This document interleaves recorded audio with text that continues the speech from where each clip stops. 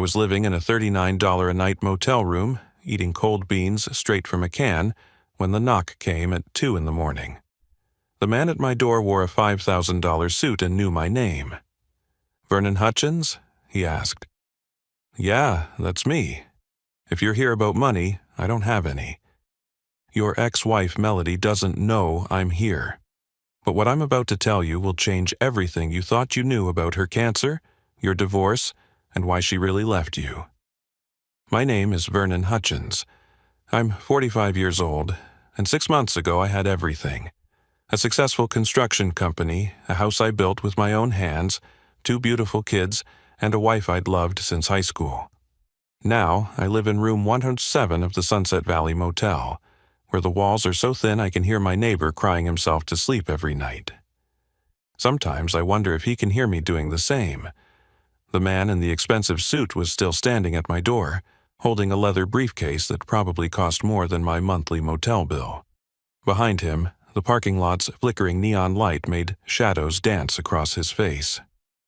He looked like the kind of man who never had to sell his wedding ring to pay for someone else's medical bills. The kind of man my ex-wife said she wanted instead of me. "May I come in, Mr. Hutchins? What I have to show you shouldn't be discussed in a doorway." I looked around my pathetic room, the unmade bed, a hot plate on a card table, and boxes of my life stacked against the wall. Not exactly set up for visitors, but something in his eyes made me step aside. "5 minutes," I said, "then you need to leave." He walked in, set his briefcase on my bed, and turned to face me. "Mr. Hutchins, my name is Theodore Ashford. I'm a private investigator, and I've been hired by someone who cares about you very much. Someone who never believed the story your wife told." "Ex-wife," I corrected him, the word still bitter in my mouth. "Yes, of course. Your ex-wife Melody." He opened his briefcase and pulled out a thick manila folder. "Tell me, Mr. Hutchins, did you ever meet Dr. Harrison Vance before your wife's diagnosis?" "Her oncologist?" "No, she found him through a specialist referral. Said he was the best in Denver for ovarian cancer. Why?" Theodore pulled out a photograph. It showed Melody at what looked like a family barbecue, laughing with a man I recognized immediately. Dr. Vance. But this photo was dated 3 years ago, long before her diagnosis. "Dr. Harrison Vance is your ex-wife's second cousin, Mr. Hutchins, and he's been helping her plan something truly evil for the past 2 years. The room started spinning. I grabbed the back of a chair to steady myself. That's impossible. I saw her suffering. The chemo, the weight loss, the fear in her eyes. All carefully orchestrated, I'm afraid, but we'll get to that. He pulled out another document. This is a bank statement from an account in the Cayman Islands. Your ex-wife has been depositing money there every time you sold something to pay for her treatments. Your house netted her $400,000. Your construction equipment, another $200,000. Your father's Harley, your wedding ring, all of it went straight from the medical payments to her offshore account.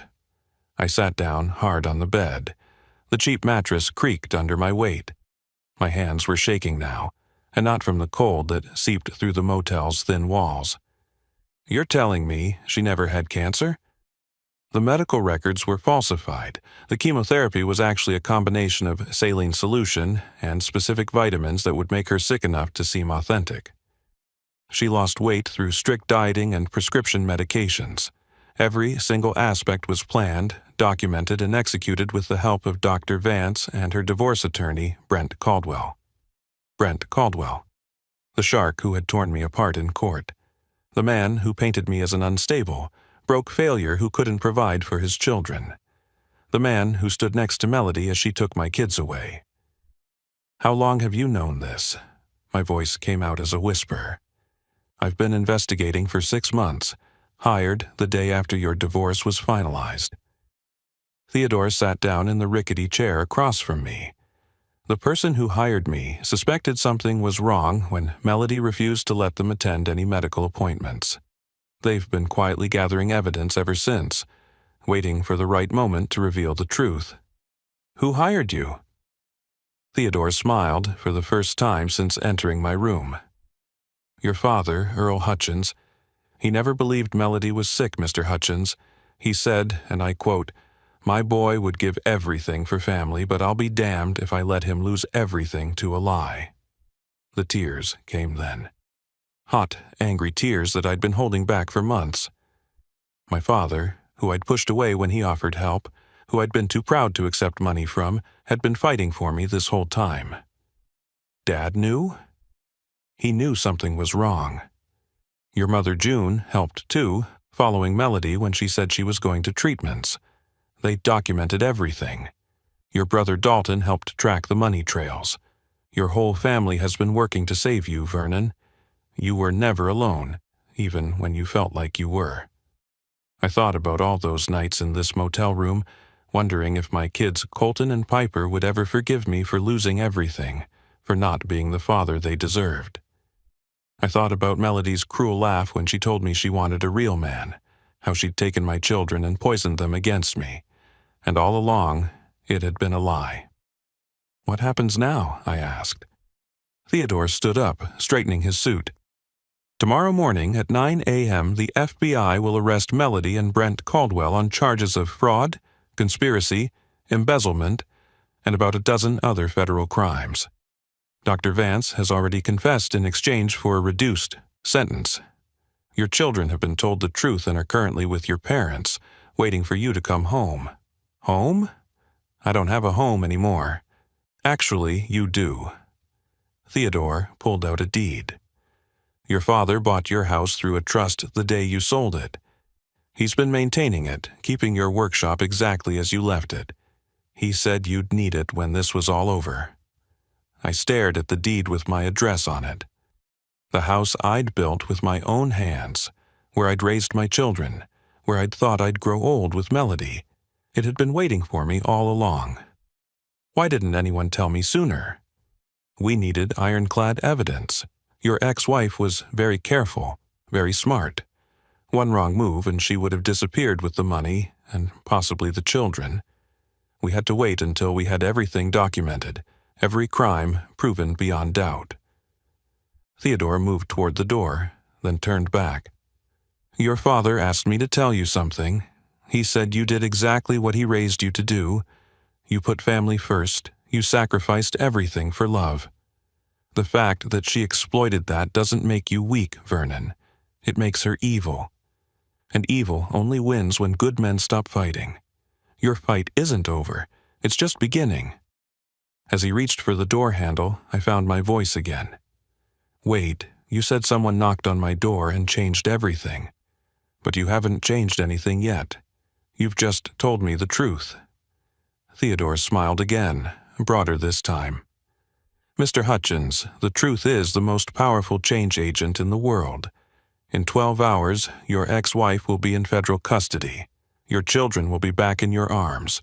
Your business can be rebuilt, but most importantly, you'll know that your family never gave up on you. If that's not everything changing, I don't know what is." He opened the door to leave, then paused.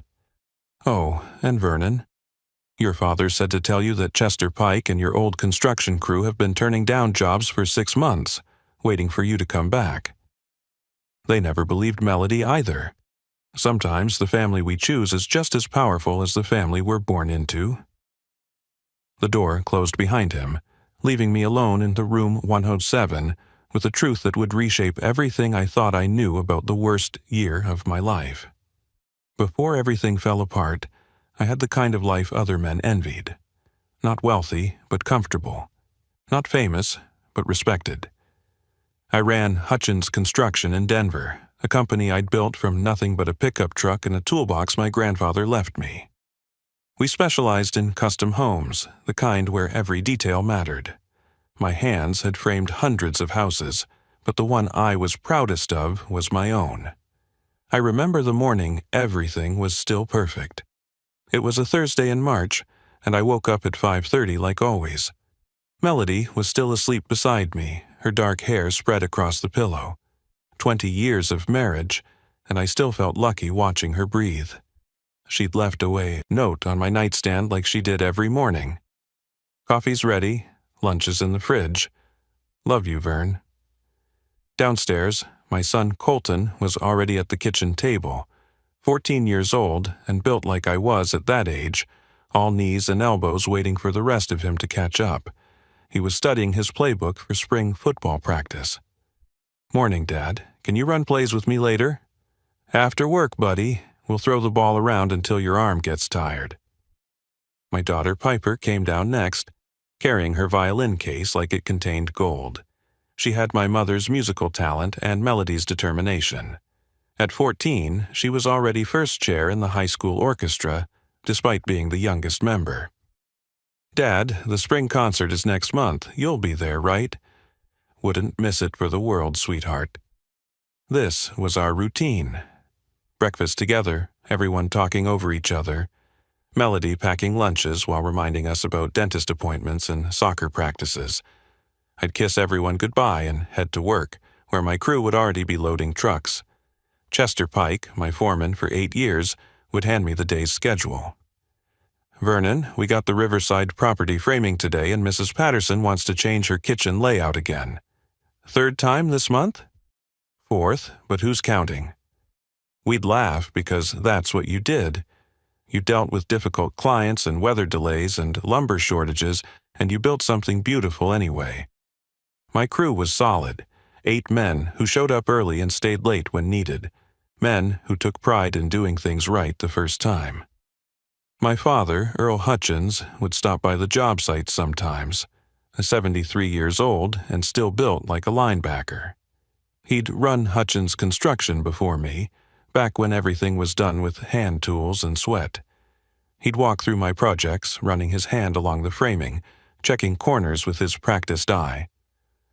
Good work, son. Your grandfather would be proud. Thanks, Dad. Your mother wants you all over for Sunday dinner. Don't be late. Sunday dinners at my parents' house were sacred. My mother, June, would cook enough food for an army.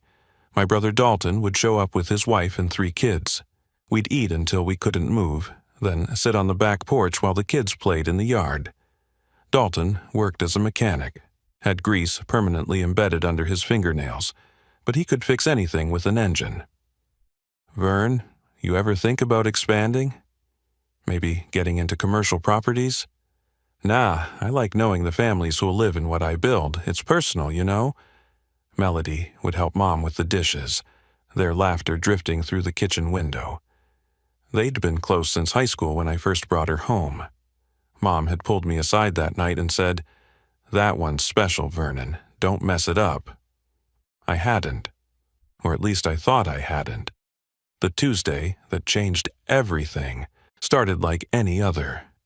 Melody had been tired lately, complained about some stomach pain. I'd been after her to see a doctor, but she kept putting it off. Then she called me at work, crying so hard I could barely understand her. "Vern, I'm at the hospital. They found something. Can you come?" I left Chester in charge and drove to Denver General, breaking every speed limit. Found Melody in the oncology ward, still in a paper gown, mascara streaked down her cheeks. Dr. Harrison Vance stood beside her, tall and serious in his white coat. "Mr. Hutchins, your wife has stage 3 ovarian cancer. We'll need to start aggressive treatment immediately." The words hit like a sledgehammer to the chest. Cancer. The same thing that took my grandmother, my uncle, Melody's father. I sat down hard in the visitor's chair while Dr. Vance explained treatment options, survival rates, costs. The numbers blurred together. All I could focus on was Melody's hand in mine, trembling like a bird. In the parking garage afterward, she broke down completely. We sat in my truck while she sobbed against my chest, her fingers clutched in my work shirt. "I don't want to die, Vern. I want to see our kids graduate, get married, have babies. I want to grow old with you." I held her face in my calloused hands, looked straight into those green eyes I'd fallen in love with at 17. "Baby, I'd sell my soul to keep you here. We're going to beat this thing. Whatever it takes, whatever it costs, we're going to win." She kissed me then, desperate and frightened. "Promise me, Vern, promise me you won't let me die." "I promise, Mel. I swear on everything I am. Everything I have, you're going to survive this." That night, after the kids were asleep, we sat at our kitchen table with insurance paperwork spread out like a map to hell. Coverage limits, deductibles, experimental treatment exclusions. The numbers were staggering. Insurance would cover $60,000. The rest would be on us.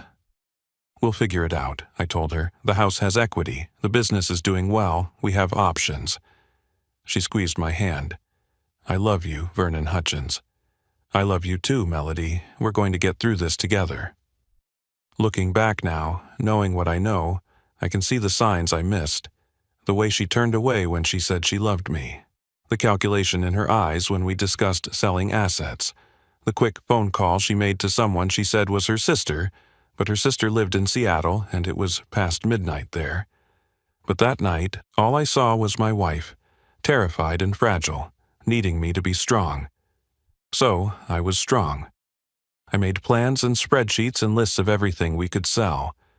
I called contractors I knew, asked about taking on extra work. I was ready to move heaven and earth. Because that's what you do for family. That's what a real man does. At least, that's what I thought a real man did before I learned that sometimes the person you're trying to save is the one holding the knife. The bills started arriving 2 weeks after Melody's diagnosis. Each envelope felt heavier than the last. I'd sit at the kitchen table after everyone was asleep, calculator in hand, trying to make the numbers work. They never did. The first bill was $47,000 for diagnostics and initial consultations. Insurance covered $12,000. I emptied our savings account and paid the rest. Melody found me staring at the bank statement the next morning. "Vern, this is too much. Maybe we should get a second opinion, find a cheaper option." "There is no cheaper option for stage 3, Mel. Dr. Vance is the best. That's what you need." She kissed my forehead, and I should have noticed she was already showered and dressed at 5 in the morning. "I have treatment at 9. You don't need to come. Focus on work. I want to be there with you." "No, really, I'll be fine. Someone needs to keep making money, right?" The construction business was doing well, but not well enough. I had 3 houses under contract, but construction meant paying crews and suppliers before getting paid yourself. Cash flow was tight on a good day. These weren't good days anymore. Chester Pike noticed the stress first. "Boss, you okay? You've been distracted lately." "Melody's sick, Chess. Cancer." His face went white. Chester had lost his wife to breast cancer 5 years earlier. "Jesus, Vern, what do you need? A miracle, or about $300,000? "Same thing these days." He paused. "I've got $20,000 saved. It's yours." "I can't take your money, Chess. You gave me a job when nobody else would, right after Beth died. I was a drunk mess, and you took a chance. Take the money, Vern." I took it. Pride is expensive when your wife is dying. The second round of bills came with Dr. Vance's recommendation for experimental treatment. "There's a new drug combination showing remarkable results," he explained in his pristine office. "It's not FDA approved yet, so insurance won't cover it, but I've seen tumors shrink by 70%. "How much?"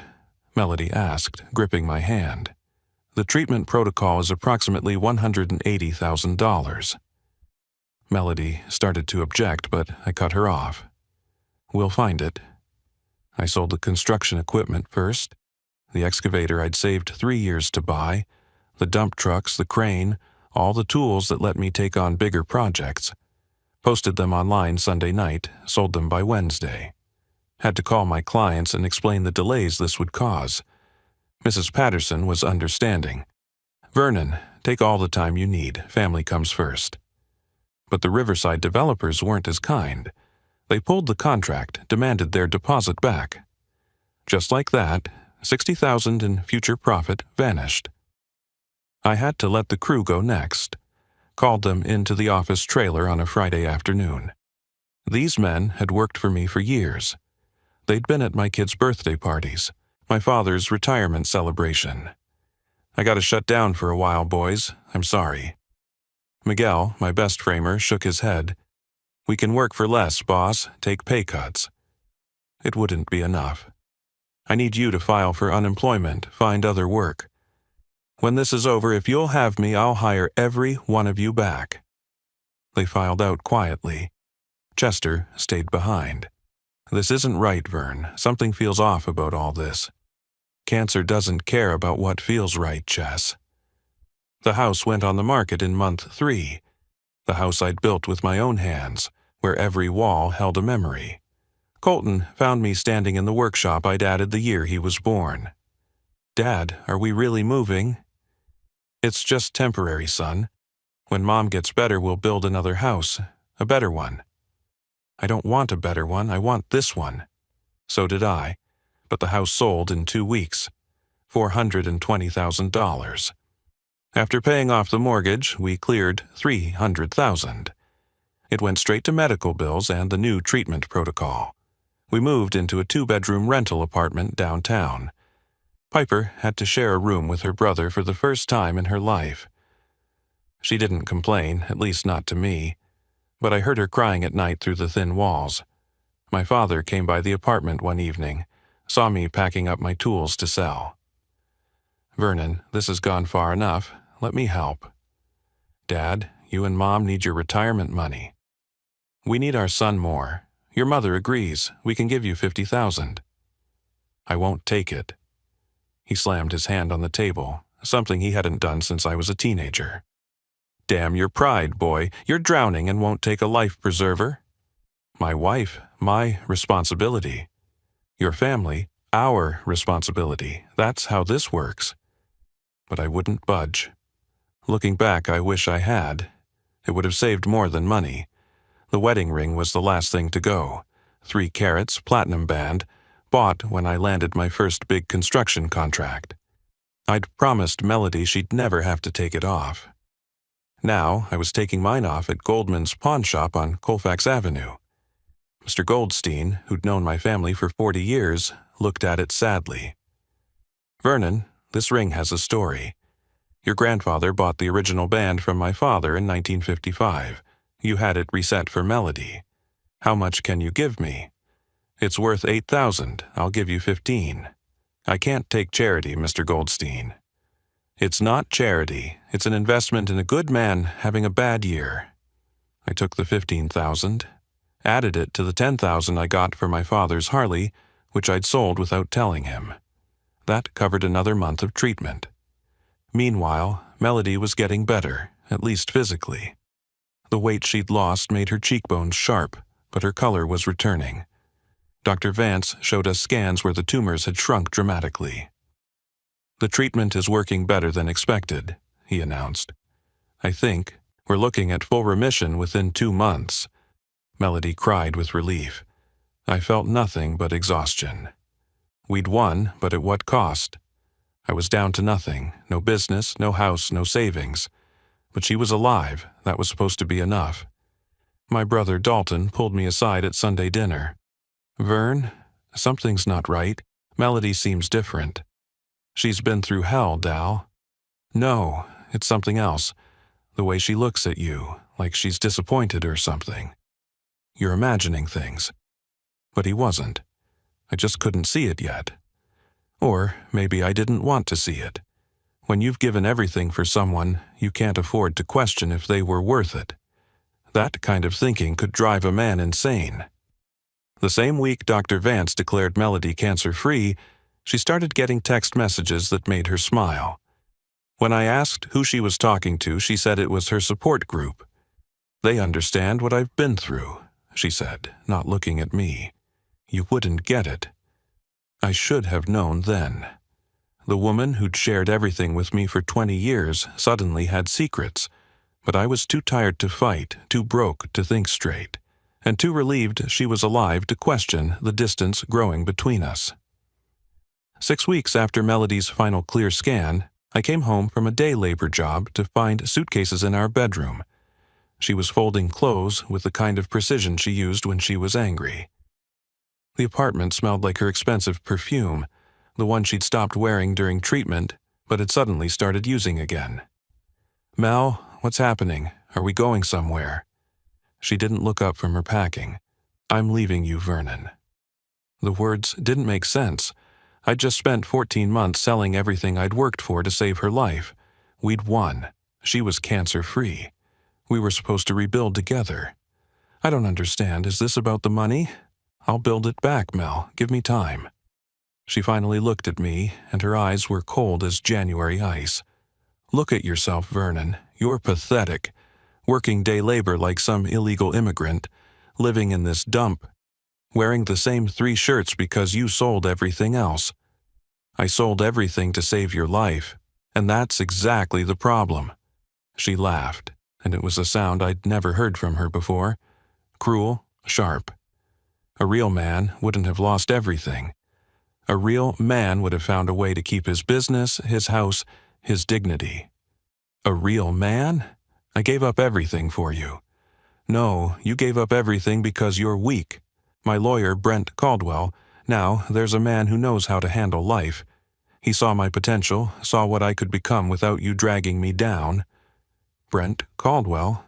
I knew that name. He was the divorce attorney with the billboard on I-25, the one that said, "Take him for everything he's worth." You're having an affair? It's not an affair when the marriage is already dead, Vernon. It died the day you sold our house, maybe before. I watched you scramble and beg for money, saw you groveling to that pawn shop owner, watched you fire your crew like a coward. It was disgusting. My hands were shaking now. I was trying to save your life. Well, congratulations. You saved it. And now I'm going to live it properly with someone who isn't a complete failure. The divorce papers were already drawn up. She handed them to me like she was giving me a work invoice. "Brent says you'll need to get your own lawyer, though I don't know how you'll afford one.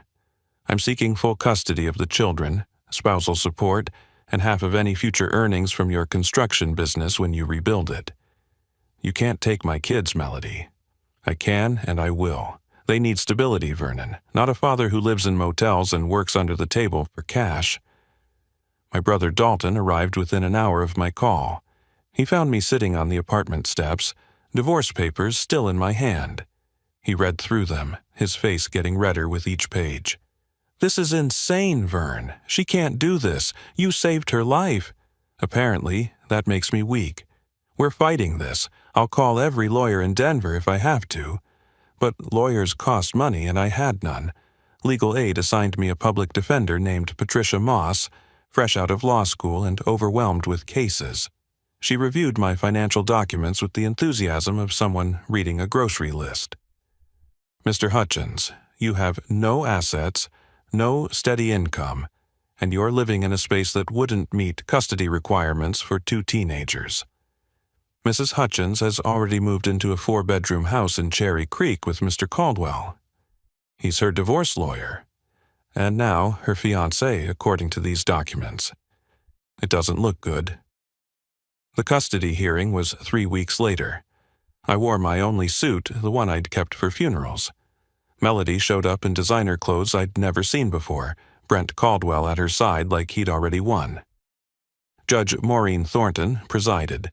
She was known for being fair, but strict about children's welfare. Melody testified first, painting a picture of me as unstable, financially irresponsible, possibly depressed. "He sold our family home without truly consulting me," she told the judge, tears perfectly timed. "He made reckless financial decisions that left our children without stability. I'm concerned about his mental state." When my turn came, I tried to explain. "Your Honor, I sold everything to pay for Melody's cancer treatment. The medical bills were over $300,000. "And where are those medical records?" Caldwell interrupted. "My client's health information is private, but I can assure the court she would have survived with standard treatment. Mr. Hutchins chose to pursue excessive measures that bankrupted the family unnecessarily." "Excessive? She had stage 3 cancer." Judge Thornton called for order. Then came the worst part. My children were brought in to testify. Colton wouldn't meet my eyes. Piper stared at her hands. "Would you prefer to live with your mother or father?" the judge asked. Colton's voice was flat, rehearsed. Mom's house is better for us. Dad can visit, but we need stability. Piper just nodded, tears streaming down her face. I wanted to scream that their mother had coached them, threatened them, but I had no proof. Patricia Moss didn't object to anything. She seemed defeated before we'd even started. The ruling was swift. Given Mr. Hutchins' current financial situation and living arrangements, I award full custody to Mrs. Hutchins. Mr. Hutchins will have supervised visitation every other weekend.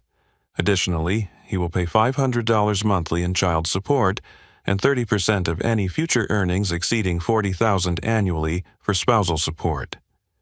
Your Honor, I don't even have $500. Then, I suggest you find employment quickly, Mr. Hutchins, or face contempt charges. Outside the courthouse, Melody walked past me with the kids. Colton tried to stop, but she pulled him along. "Don't make this harder than it needs to be," she said loudly enough for everyone to hear. Brent Caldwell stopped beside me. "You should have just let her go when you had the chance, Vernon. Some men aren't meant to play in the big leagues. I loved her. And that was your first mistake. Love is for people who can afford it." That night, I moved into the Sunset Valley Motel. $39 a night paid weekly. The owner, Mrs. Chen, had kind eyes and didn't ask questions when I paid in wrinkled cash. "Room 107, she said, handing me the key. "It's quiet. You look like you need quiet." The room smelled like cigarettes and failure. One bed, one chair, a TV that got 3 channels. I sat on the bed and called Dalton. "I lost everything, Dal. My kids, my wife, my entire life." "You didn't lose everything, Vern. You're still here, and as long as you're here, you can fight back." "With what? I have nothing left to fight with." "You have us. Me, Mom, Dad. We're not giving up on you." But sitting in that motel room, looking at the water-stained ceiling, I'd given up on myself. I'd done everything right, everything a good man was supposed to do, and it had all been for nothing. Melody was living in a mansion with her lawyer. My kids thought I was a failure, and I was eating canned beans in a motel that rented rooms by the hour. 3 weeks passed in a blur of day labor and silence. I stopped answering my family's calls. Stopped hoping things would get better. I existed, nothing more. Then came the knock at 2 a.m. that would change everything. The knock that would reveal the truth behind the lie I'd been living. The knock that would prove my father had been fighting for me all along, even when I'd been too proud and too broken to see it. Theodore Ashford's revelations about Melody's fake cancer hung in the motel room air like smoke from a fire I couldn't see. I stared at the documents spread across my bed, each one more damning than the last. Bank statements from the Cayman Islands, text messages between Melody and Dr. Vance planning appointment, times when I wouldn't be able to attend. Photos of her with Brent Caldwell dated 2 years ago, long before her diagnosis. "This can't be real," I said, my voice hoarse. I saw her suffer, the vomiting, the weight loss, the fear in her eyes. Theodore pulled out a medical report. Ipecac syrup induces vomiting. Phentermine causes rapid weight loss. Anxiety medications create realistic panic symptoms. Dr. Vance prescribed all of these under the guise of managing treatment side effects. Your wife was essentially poisoning herself just enough to seem sick while you destroyed your life to save hers. I stood up too fast, and the room spun. I need air. "There's more, Mr. Hutchins." "More? What more could there possibly be?" Theodore handed me a transcript. "This is a recorded conversation between Melody and Caldwell from 3 days before she asked for the divorce. Would you like me to read the relevant portion?" I nodded, unable to speak. Theodore's voice was steady as he read, "Caldwell says, 'Is Vernon suspicious?' Melody responds, 'He's too exhausted to think straight. The fool sold his wedding ring yesterday. Actually cried at the pawn shop, according to Mr. Goldstein.' Caldwell laughs and says, 'Perfect. File the papers Monday. By the time he figures anything out, we'll be in Bermuda with his money.' The rage hit me like a physical force. I punched the wall, leaving a hole in the cheap drywall. My knuckles bled, but I didn't feel it. They laughed about it. She watched me sell my grandfather's ring and laughed about it. Your father suspected something when Melody refused to let him visit during treatments. She claimed it was too emotional for her, but your father knew better. He hired me 6 months ago. 6 months? I've been living in this hellhole for 6 months. We needed ironclad evidence. Your ex-wife was very careful. One wrong move and she would have disappeared with the money and your children. We had to build an airtight case. Theodore pulled out his phone and showed me a video. It was Dr. Vance in what looked like an FBI interrogation room. "Dr. Harrison Vance," a voice off-camera stated, "you are confessing to medical fraud, insurance fraud, and conspiracy to commit financial fraud in exchange for a reduced sentence. Is that correct?" "Yes," Vance replied, his face pale and sweating. "Melody is my cousin. She came to me 2 years ago with this plan. She said her husband was getting boring, that she deserved better. She wanted out but needed money to start over. I told her it was insane, but she offered me 30% of whatever she collected. I have gambling debts. I needed the money." The video continued. "She never had cancer?" "Never. Every scan I showed Vernon was from other patients, edited with Melody's information. Every treatment was fake. The whole thing was an elaborate con." Theodore paused the video. "There's 3 hours of his confession. He details everything, including how Melody started her relationship with Caldwell before the fake diagnosis. Caldwell actually gave her the idea after handling another client's divorce where the spouse had cancer." I sat back down on the bed, my head in my hands. "My kids, oh God, my kids think I'm a failure." "About that," Theodore said, pulling out another document, "your father has been meeting with them secretly. 2 weeks ago, he showed them some of this evidence. They know the truth now, Vernon." "What?" "Your son Colton called your father after finding his mother shredding documents. He knew something was wrong. Your father told them everything. They're at his house right now, waiting for you. But the custody order says I can't see them without supervision." Theodore smiled. "That custody order is about to become irrelevant. In approximately 4 hours, at 6 a.m., the FBI will arrest Melody and Brent Caldwell. The charges include medical fraud, insurance fraud, conspiracy, money laundering, and custodial interference. Dr. Vance was arrested yesterday and is currently in federal custody." "This is really happening?" "It's happening. Your father also wanted me to tell you something else." Theodore pulled out a deed. "He bought your house the day you sold it. Used a shell company to hide the purchase from Melody. It's been waiting for you." I looked at the deed, my address, the house I'd built with my own hands. "Dad bought my house? He also kept your business licenses current, maintained your contractor's insurance, and has been turning away clients who wanted to hire Hutchins Construction, telling them you'd be back soon." The tears came then. My father, who I'd pushed away out of pride, had been fighting for me this entire time. "There's one more thing," Theodore said. "Chester Pike and your construction crew have been meeting at your father's house every Sunday. They've been refusing other permanent jobs, doing day labor just like you, waiting for you to come back. Your father's been helping them financially when they've needed it." I couldn't speak. My throat felt closed with emotion. Theodore stood to leave. "Your father wanted me to give you this." He handed me car keys.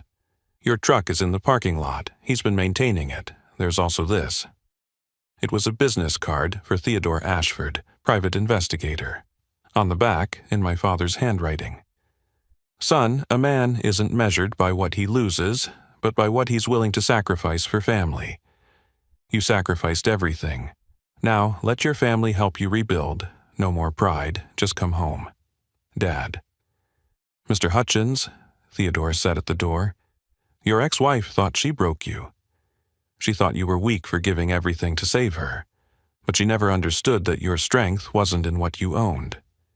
It was in what you were willing to lose for someone you loved. That's not weakness. That's the kind of strength most people will never have." After he left, I sat in the darkness of room 107 for an hour, processing everything. Then I got up, showered, put on my last clean shirt, and walked out to the parking lot. My truck was there, gleaming under the streetlight. Same crack in the windshield from where Colton had hit a baseball 2 years ago. Same coffee stain on the driver's seat from when Piper knocked over my mug rushing to get to school. I drove to my father's house as the sun came up. The entire family was on the front porch. Colton and Piper ran to the truck before I could even park. "Dad," Piper sobbed against my chest. "We're so sorry. Mom made us say those things in court. She said she'd send us to military school if we didn't." Colton, trying to be strong but failing, hugged me harder than he ever had. "I knew something was wrong, Dad. The way Mom laughed about selling the house, it wasn't right. Grandpa showed us the truth. She's evil, Dad. She's actually evil." My father stood on the porch, my mother beside him. He looked older but satisfied, like a general who'd finally won a long war. "Son," he said simply. "Dad, I don't know what to say." "Then don't say anything. Just come inside. Your mother made breakfast, your crew is on their way over, and we have a business to rebuild. But first, we eat. You look like hell." As we walked inside, my phone rang. Unknown number. "Mr. Hutchins, this is Agent Sarah Coleman with the FBI. We have Melody and Brent Caldwell in custody. We'll need you to come to the federal building this afternoon to give a statement." "Are they going to prison?" "Mr. Hutchins, with the evidence we have, they're both looking at 15 to 20 years minimum. The money has been frozen and will be returned to you as restitution." I hung up and looked at my family. They got her. My mother started crying. Dalton whooped and punched the air. My father just nodded. "Justice," he said quietly. "Now we rebuild." 6 months after that morning at my father's house, I stood in my rebuilt workshop, running my hands over the same workbench where I'd taught Colton to use a hammer. The FBI had been thorough. Melody got 12 years federal prison for fraud, conspiracy, and money laundering. Brent Caldwell got 15 years plus disbarment. Dr. Harrison Vance lost his medical license and got 8 years. The court ordered full restitution, though most of the money was gone. What they recovered went toward rebuilding my business. But the money wasn't what mattered. What mattered was the Saturday morning I was living right now, with Colton and Piper working beside me on a custom bookshelf for their grandmother. "Dad," Piper asked while sanding a shelf board, "how do you trust anyone after what Mom did?" I thought about that question a lot these days. You know what your Grandpa Earl taught me? Trust, but verify. I trusted your mother completely, and that wasn't wrong. Love should include trust, but I ignored warning signs because I wanted to believe the best. Real love, like what Grandpa showed when he investigated quietly while supporting me, protects while it trusts. Colton looked up from measuring a board. "Do you hate her?" "No, son." Hate would mean she still has power over me. I feel sorry for her. She had a family that loved her, a husband who would have died for her, and she threw it away for money that's now frozen in federal accounts. She'll spend the next 12 years in a cell, thinking about that choice. Chester Pike walked into the workshop with coffee and donuts. He'd been the first one back when I reopened Hutchins Construction. The whole crew returned within a week. We were smaller now, but stronger. Every client who'd left came back with apologies and new contracts. "Vernon, Mrs. Patterson wants to know if you can build her a guest house. Says she'll wait as long as it takes to get you specifically. Tell her we'll start next month." My father appeared in the doorway, still checking my work after all these years. But now I welcomed it. His vigilance had saved me when I couldn't save myself. "Looking good, son, though that corner joint could be tighter." "It's perfect, and you know it, old man," he smiled. "Just keeping you sharp." We worked in comfortable silence until Piper asked another question. "Dad, that private investigator, Mr. Ashford, his card is still on your desk. Why?" I picked up the card, reading the note on the back for the 100th time. He thinks I should help other people going through what I went through. Fake illness scams are more common than you'd think. He wants me to consult on cases, share my story, help people see the warning signs. Will you? Maybe. Right now, I'm focused on rebuilding. But someday, yeah, if I can stop one person from going through what we went through, it'll be worth it. My mother called from the house. Lunch is ready, everyone inside. As we walked toward the house, Dalton pulled up in his truck. He'd started coming to every family meal, bringing his kids, making sure I never felt alone. The house was loud again, full of life and laughter and arguments about football teams. After lunch, I stood on the back porch with my father, watching the kids play basketball in the driveway. The same hoop I'd installed 15 years earlier still hung there, a little rusty but solid. Dad, I never properly thanked you. You don't need to. Yes, I do. You saved my life when I'd given up on it. He put his hand on my shoulder, his grip still strong at 74. Son, you would have done the same for Colton. Hell, you did do the same for someone who didn't deserve it. That's not stupidity. That's character. The only difference between you and me is I've lived long enough to know that sometimes the people we love most are the ones capable of hurting us worst. How do you know when to trust and when to verify? You don't. You just do both. You love with your whole heart but keep your eyes open, and you make sure your family knows that no matter what happens, you've got their back. The motel key from room 107 still hangs on a hook in my workshop. Not as a reminder of my lowest point, but as proof that rock bottom isn't the end if you have people who won't let you stay down. Every morning, I see it when I grab my tools, and I remember that the worst thing that ever happened to me led to the most important lesson of my life. Real strength isn't about never falling. It's about having people who won't let you stay down. It's about a father who fights for you when you can't fight for yourself. It's about a brother who shows up without being asked. It's about friends who wait for you to come back, no matter how long it takes. 2 weeks ago, a man called me. His wife had been diagnosed with a rare blood disease, and something felt off about the whole situation. Theodore Ashford had given him my number. Mr. Hutchins, I don't know where else to turn. I've already sold my car, and she's pushing me to sell the house. Can you meet me tomorrow? I asked, and bring every piece of medical paperwork you have. I found 3 inconsistencies in the first 5 documents. The doctor's signature varied slightly. The hospital letterhead was from a facility that had closed 2 years earlier. The medication prescribed wasn't used for the disease she claimed to have. That man's wife is now under investigation. He still has his house. How can I ever thank you? He asked when we confirmed the fraud. You just did. Every person we help makes what I went through worth something. My son Colton recently wrote an essay for school about heroes. He wrote about his grandfather, the man who fought a silent war to save his son. He wrote about me, who gave everything for love, even when that love was a lie.